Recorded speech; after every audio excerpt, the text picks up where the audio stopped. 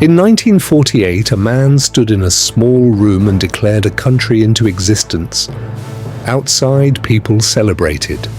Across the border, armies were already moving. But this story did not begin in 1948. It began when the same land was erased nearly 2,000 years earlier. How does something disappear and then return? Jerusalem burned. The year was 70 AD. Roman soldiers tore down its temple stone by stone. The city starved. The walls collapsed. Smoke filled the sky. And the people were scattered, not relocated, scattered across North Africa, across Europe, across the Middle East, after another revolt failed in 135 AD. Rome crushed what remained of Jewish independence. The land was renamed.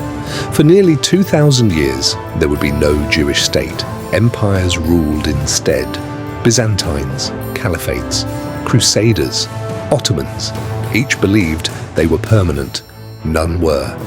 And yet, one sentence survived. Next year in Jerusalem.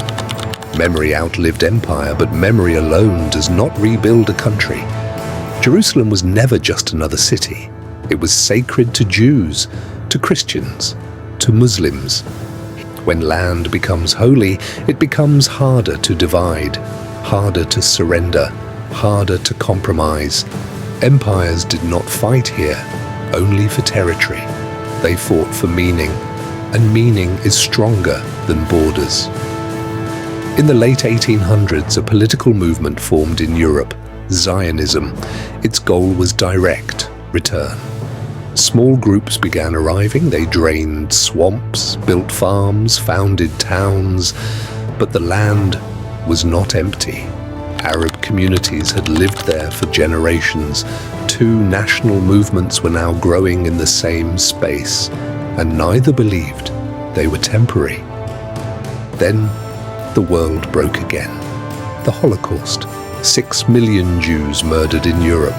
Survivors sat in camps, stateless. The idea of a homeland was no longer abstract. It was urgent. In 1947, the United Nations proposed partition.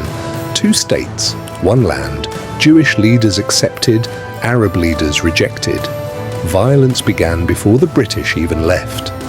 Then came May 14th, 1948. The Declaration, celebration in the streets, and within hours, invasion. When the war ended, Israel controlled more land than the UN plan had proposed. For Israelis, it was independence. For many Palestinians, it was catastrophe. Hundreds of thousands were displaced. 2 national memories born in the same year. Neither disappeared. In 1967, war erupted again, 6 days. When it ended, Israel had captured East Jerusalem, the West Bank, Gaza, the Sinai Peninsula, and the Golan Heights. Jerusalem, the symbolic heart, was now under Israeli control. For Jewish Israelis, access to the Western Wall felt historic. For Palestinians, East Jerusalem was meant to be their future capital. The city became a pressure point, because whoever controls Jerusalem is seen as controlling the story. Peace came, partially. Treaties with Egypt, later Jordan. But the core conflict remained unresolved. Uprisings, rocket fire, airstrikes, negotiations, each generation inheriting an unfinished argument. And yet, despite wars and isolation, Israel became a regional military power, a center of technology, a country smaller than many cities, yet constantly at the center of global headlines. Why? Because this story was never only about land, it was about return, about identity, about faith, about what happens when history does not close. For some, Israel represents survival. For others, displacement. Both narratives exist, both are rooted in history, and neither has resolved.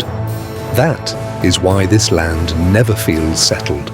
It is not just territory, it is memory made physical.